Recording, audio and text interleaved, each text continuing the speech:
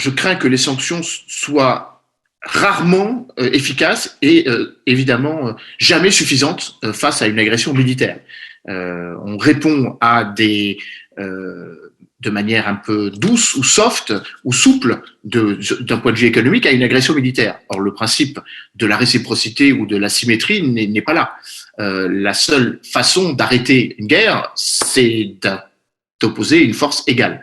Donc ça, c'est le premier élément de réflexion. Deuxième élément de réflexion, c'est que les sanctions sont prises au niveau de l'Union européenne, en concertation avec les États-Unis, mais avec des sanctions qui, pour l'instant, sont un peu faibles, ou disons beaucoup moins fortes qu'elles ne sont présentées comme telles.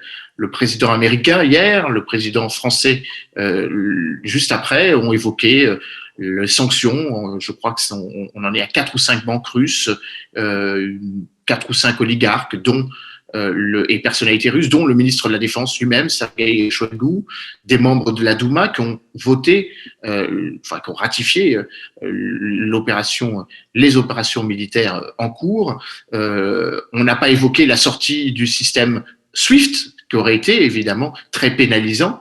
On n'a pas encore évoqué la sortie de Visa et de Mastercard. De toute façon, les Russes se sont adaptés à cela.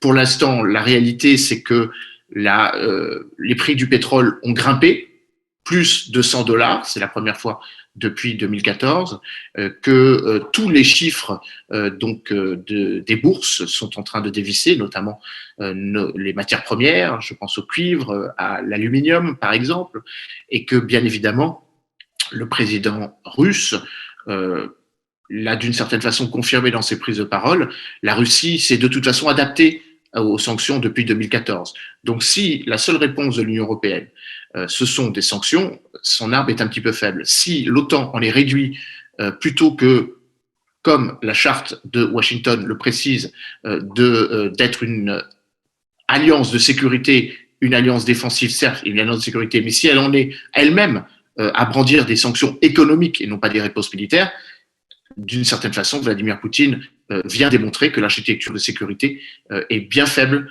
face à l'offensive que mène la Russie aujourd'hui en Ukraine, peut-être demain ailleurs.